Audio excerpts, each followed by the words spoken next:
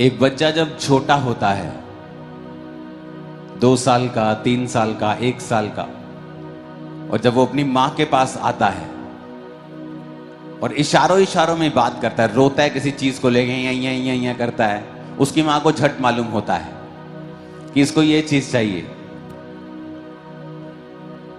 वो बोल के नहीं बोल सकता उसे भूख लगी है, लेकिन उसकी माँ जब वो रोता है या कुछ करता है, एक्शन करता है, तो उसकी माँ को मालूम होता है इसे भूख लगी है। तो उसकी माँ समझ जाती है। वो बोल के नहीं बताता, रो के बताता है, बैठ जाओ अभी, वचन के बाद। तो उसकी माँ समझ जाती है इसको क्या चाहिए। लेकिन जब वो बच्चा 18 साल का हो जाए, 15 साल का हो जाए और बड़ा हो जाए, आप इमेजिन करो वही इशारे जो वो छोटे होते करता था, अपनी मां से फिर जाके ऐसे ही करे, आपको कैसा लगेगा? अपने बाप को वही इशारे जाके करे, रोए, कैसा लगेगा आपको? अच्छा लगेगा मां को? बोलो माओ, चंगा लगेगा? न्याणा हले भी 18 साल का यही करे, रोवे अगे आके, दसे ना कि रोटी चाहिए है कि बनैन चाहिए है कि पेंट चाहिए है कि की चाहिए, पैसे चाहिए। हाँ, चंगा लगेगा? एक समय होता है आप प्रभु के सामने एक छोटे बच्चे की तरह होते हैं। आप रोते हैं, आपको अच्छी तरह से प्रार्थना करनी भी नहीं आती, तो भी आपकी वो प्रेयर सुन लेता है, आपको हील कर देता है, आपको चंगाई दे देता है, अभी आपको प्रार्थना करनी इतनी नहीं आती, अभी आप आत्मा में यही कर रहे हो, प्रभु तू मेरी सुनता क्यों नहीं, प्रभु तू मैनू चंगा क्यों नहीं करता, प्रभु जी मैनू छू लो, प्रभु मैनू चंगा कर दो, बच्चे वाली प्रार्थना। लेकिन जब आप बड़े हो जाते हैं, आप 3 साल से बड़े हो जाते हैं, आत्मिक 3 साल से, आपको बपतिस्मा लिए 2, 3 साल, 4 साल हो जाते हैं, आप मसीह में बढ़ने लगते हैं, आपको चर्च जाते हुए 4, 5, 6, 7 साल हो चुके हैं।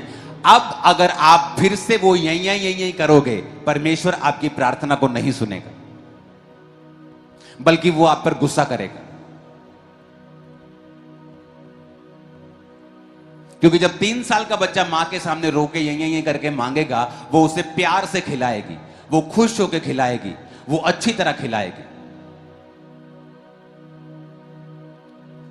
लेकिन जब 18 साल का, 15 साल का ऐसी हरकतें करेगा, तो वो गुस्सा करेगी, वो गुस्सा करेगी, क्योंकि वो मां अब मैच्योरिटी को, बड़प्पन को एक्सपेक्ट करती है कि अब ये बच्चा बड़ों की तरह बात करे, अब ये बड़ों की तरह मांगे, अब ये सियाना हो जाए, अब ये बचपने की बातें छोड़ दे।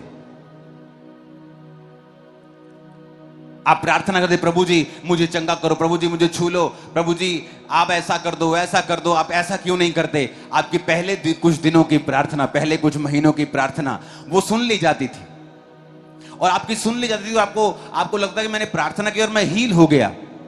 लेकिन आपको यह नहीं पता, अब वो तो बचपना था आपका, आप छोटे बच्चे थे आत्मा में, और परमेश्वर आपकी ऐसी प्रार्थनाओं को भी सुन लेता था।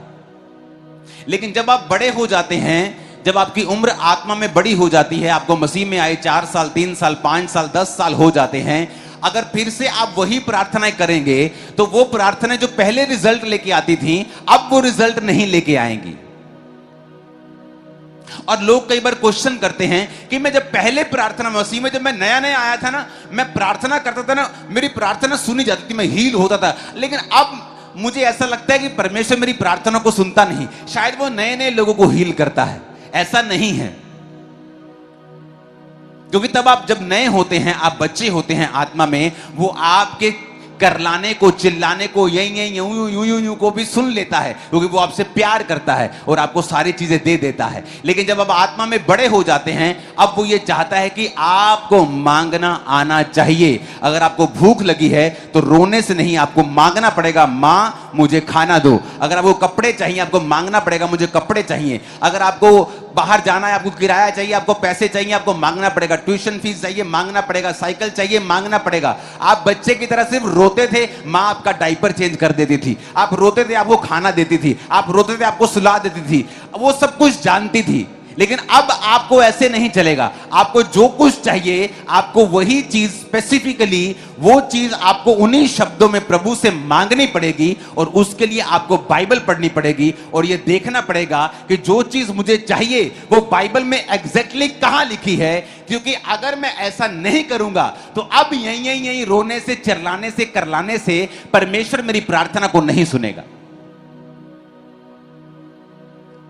चले जा रहे नाव में और यीशु मसीह पीछे सो रहे हैं और तूफान आ गया नाव में। तूफान आ गया, सब नाव जब डूबने लगी, पानी भरने लगा, जब तूफान एक्सट्रीम चला गया तो चेले आके परमेश्वर को उठा के कहते हैं, प्रभु तेनू चिंता नहीं साडी, तेनू चिंता नहीं सी, तू सो रहे हैं परमेश्वर, तेनू चिंता नहीं सी, मर रहे हैं। परमेश्वर उठे और आप जानते हैं प्रभु को तो खुश होना चाहिए था कि संकट के दिन तू मुझे पुकार और मैं तुझे उत्तर दूंगा। प्रभु को तो खुश होना चाहिए कि हां मेरे बच्चों आओ मेरे पास, मैं यही चाहता था कि तुम मेरे पास आओ। लेकिन बाइबल कहती परमेश्वर उनसे नाराज हुए, यीशु मसीह उनसे नाराज हुए और प्रभु ने कहा, हे अल्प विश्वासियों, हे थोड़े विश्वासियों, तुम्हारा विश्वास कहां है। आप सोच सकते हैं कि उन्होंने तो प्रभु को पुकारा है, कोई शारीरिक मदद के लिए नहीं पुकारा, उन्होंने प्रभु को गाली नहीं निकाली, प्रभु को उठाना भूल नहीं गए, पुकारना नहीं भूले, लेकिन फिर भी परमेश्वर उनसे नाराज हुआ। और बाइबल कहती परमेश्वर उठे और कहा उस पानी को शांत रह और थम जा। लिखा आंधी थम गई और पानी शांत हो गया। यानी परमेश्वर ये चाहते थे कि अब चेले जो बड़े हो गए हैं, आत्मा में बड़े हो गए हैं, मैच्योर हो गए हैं, वो खुद उस पानी को डांटें और खुद उस हवा को डांटें और उन्हें शांत और थम जाने के लिए बोलें। और प्रभु यीशु मसीह एक जगह जा रहे थे तो वचन कहता है, क्योंकि आज मैं आपको वचन जो दे रहा हूं थर्सडे का सेकंड पार्ट है, तो थर्सडे का कुछ हिस्सा मैं आज आपको दूंगा, बाकी आपको थर्सडे की मीटिंग में से सुनना पड़ेगा और उसके बाद मैं सेकंड पार्ट में चलूंगा। यीशु मसीह जा रहे हैं, बाइबल कहती है, और रास्ते में यीशु मसीह को भूख लगी और पेड़ के पास वो गए, और जब पेड़ में फल नहीं तो परमेश्वर ने कहा आज से तेरा फल कोई ना खाए। और यीशु मसीह चले गए। जब वापसी आ रहे थे सभी चेले और प्रभु यीशु मसीह के साथ, तो चेलों ने कहा, प्रभु देख अभी 24 घंटे भी नहीं हुए, जिस पेड़ को तूने श्राप दिया था जड़ तक सूख गया है। पत्ते नहीं सूखे, जड़ तक पूरा पेड़। लकड़ी जब सूख जाती है उसका कलर चेंज हो जाता है, पत्तों का तो कलर दिखता है, लकड़ी का भी दिखता है जब पेड़ पूरा सूख जाता है। एक दिन में जड़ वाला पेड़, फल देने वाला पेड़, कभी सूखा दिखाओ कि एक दिन में पेड़ खराब हो जाए, आपको कहीं एग्जांपल नहीं मिलेगी। कहीं दिखाओ एक दिन में पेड़, पत्ते सब कुछ सूख जाए एक दिन में जड़ तक, कहीं एग्जांपल नहीं मिलेगी। और वो पेड़ सूखा हुआ नहीं था पहले से। इस बात की गारंटी ये है कि यीशु मसीह अंजीर के पेड़ के ऊपर फल ढूंढने गए थे, क्योंकि अंजीर का पेड़ तभी फल देता है जब उसके पत्ते हरे होते हैं और नए पत्ते निकलते हैं। जब नए पत्ते निकलते हैं और हरे हरे पत्ते निकलते हैं, पीछे से फल भी निकलता है। जब यीशु मसीह ने देखा कि पत्ते निकल रहे हैं तो फल भी होगा, अंजीर का पेड़ है, पत्ते निकले हैं तो फल भी जरूर होगा। लेकिन जब फल नहीं था तो परमेश्वर ने कहा तू सूख जाए, और नया पेड़, नए पत्ते निकल रहे, 24 घंटे के अंदर अंदर जड़ तक सूख गया। और यीशु मसीह ने कहा, यीशु मसीह ने उनको, अपने चेलों को कहा, जब चेलों ने कहा परमेश्वर तो सूख गया है, मरकुस 11 उसकी 23 आयत में लिखा, यीशु ने कहा मैं तुमसे सच कहता हूं, जो कोई उस पहाड़ से कहे तो उखड़ जाए और समुद्र में जा पड़, और मन में संदेह ना करे वरन विश्वास करे, जो कहता है हो जाएगा, उसके लिए वही होगा। यीशु मसीह ने कहा अगर तू पहाड़ से कहेगा यहां से हट जा, यानी अब परमेश्वर ये चाहते थे कि उसकी कलीसिया मैच्योर हो जाए। यीशु मसीह ने कहा मुझसे बात मत करो, मेरे सामने कंप्लेंट मत करो, सीधा अपनी मुसीबत से जाके बात करो। हे आंधी थम जा, ए समुद्र शांत हो जा। तुम मुझसे कंप्लेंट कर रहे हो अपनी बीमारी के बारे में, क्या तुम नहीं जानते कि मेरे कोड़े खाने से तुम चंगे हो चुके हो? तो प्रभु अब मैं क्या करूं? अपनी बीमारी से बात कर कि उसके कोड़े खाने से मैं चंगा हो चुका, तू यहां क्या कर रही है, तू यहां क्या कर रहा है, चल भाग यहां से यीशु मसीह के नाम। और कहता क्या कर, संदेह ना कर। समुद्र से बात कर, खुदा के पास मत जा कि प्रभु इस समुद्र को तू हटाता क्यों नहीं, इस पहाड़ को तू हटाता क्यों नहीं। परमेश्वर ने कहा पहाड़ से बात कर, डायरेक्टली अपनी मुसीबत से बात कर, बीमारी से बात कर, शैतान से बात कर, कर्जे से बात कर, तेरी बात को वो सुनना पड़ेगा उनको। अब रोते रोते आते हैं प्रेयर लाइन में, मेरे पर डिले का आत्मा काम करता है, मैं जो भी काम करता हूं डिले हो जाता है। तो तेरे शब्द कहां हैं? तो तेरे शब्द कहां हैं? बोल सुबह सुबह उठ के कि डिले का आत्मा मेरी जिंदगी में कभी काम नहीं कर सकता। आज से मैं सुपरनैचुरल स्पीड में आगे बढ़ रहा हूं, परमेश्वर मेरे साथ है, आज से खुदाबंद का फेवर मेरे साथ है और मैं आगे जा रहा हूं।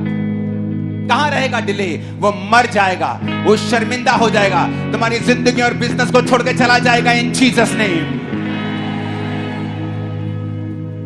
परमेश्वर ने जब मूसा को लाठी दी, मूसा को अधिकार दिए, सामने साथ समुद्र और पीछे थी फिरौन की सेना, और मूसा भागा भागा गया परमेश्वर के पास। ए प्रभु जी, परमेश्वर यहोवा, मैं तेरे नाम की दुहाई, परमेश्वर चुप कर, क्यों मेरे नाम की दुहाई दे रहा है तू?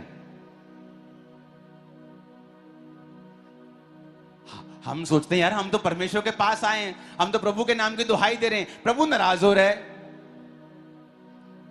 यहोवा पिता ने कहा क्यों मेरे नाम की दुहाई दे रहा है? तेरे पास जो छड़ी है उसे समुद्र के सामने लेके जा और उसे दो भाग कर दे। तेरे पास अधिकार है, क्यों तू उनका इस्तेमाल नहीं कर रहा है?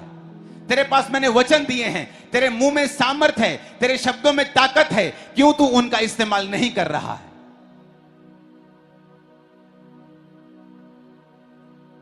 मुझे पापा से मिलना, मेरे घर में डेथ्स हो रही है वीक के बाद। तो तुम्हारे शब्द कहां हैं? तुम्हारे शब्द कहां हैं? जो फैमिली बची है उनको बिठाओ, बैठो एक जगह गोल घेरे में बैठ, अपने हाथ पकड़ के बैठ जाओ जरा और वचन डिक्लेयर करो, मैं ना मरूंगा वरन जीवित रहूंगा और परमेश्वर के कामों का वर्णन करता रहूंगा। मैं ना मरूंगा वरन जीवित रहूंगा और परमेश्वर के कामों का वर्णन करता रहूंगा। मैं ना मरूंगा वरन जीवित रहूंगा, परमेश्वर के कामों का वर्णन करता रहूंगा। बोलो बोलो, मैं ना मरूंगा वरन जीवित रहूंगा और परमेश्वर के कामों का वर्णन करता रहूंगा। अपने हाथों को उठा के बोलो, मैं ना मरूंगा वरन जीवित रहूंगा और परमेश्वर के कामों का वर्णन करता रहूंगा। मैं ना मरूंगा वरन जीवित रहूंगा और परमेश्वर के कामों का वर्णन करता रहूंगा। मैंने बोला मैं ना मरूंगी वरन जीवित रहूंगी, प्रभु के कामों का वर्णन करती रहूंगी। हालेलुया। कहां जाएगा वो मौत का आत्मा? उसे जाना पड़ेगा। लेकिन तुम परमेश्वर के सामने रोते हो, प्रभु तुझे दिखता नहीं, मेरा चाचा मर गया, मेरा फलाना मर गया, मेरा ताया मर गया, वो मर गया, वो मर गया, अब मुझे भी वही बीमारी है। तो क्या इंतजार कर रहे हो कि अब तुम मरोगे? किस चीज का इंतजार कर रहे हो तुम लोग? मरने का?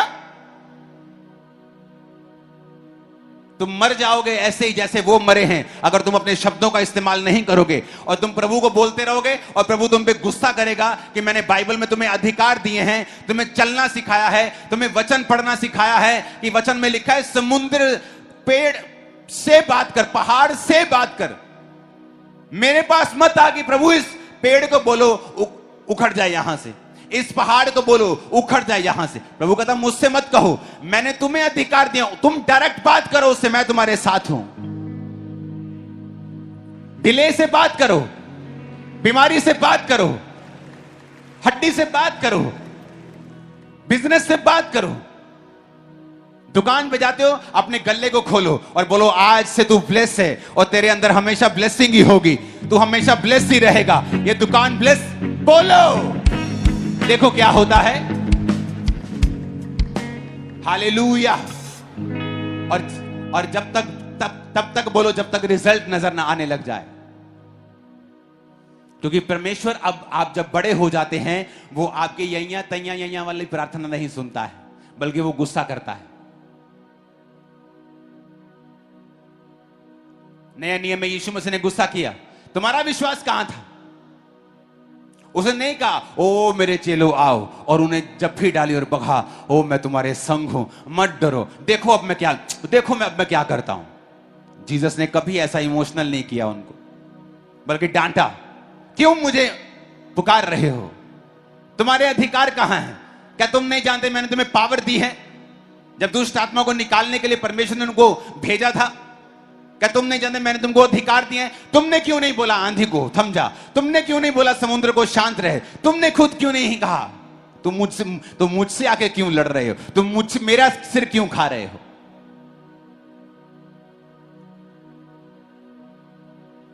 Hallelujah, hallelujah. परमेश्वर के वचनों को सुनने के लिए हमारे चैनल को सब्सक्राइब कीजिए और हमारी लेटेस्ट वीडियो सबसे पहले देखने के लिए बेल आइकन को प्रेस कीजिए।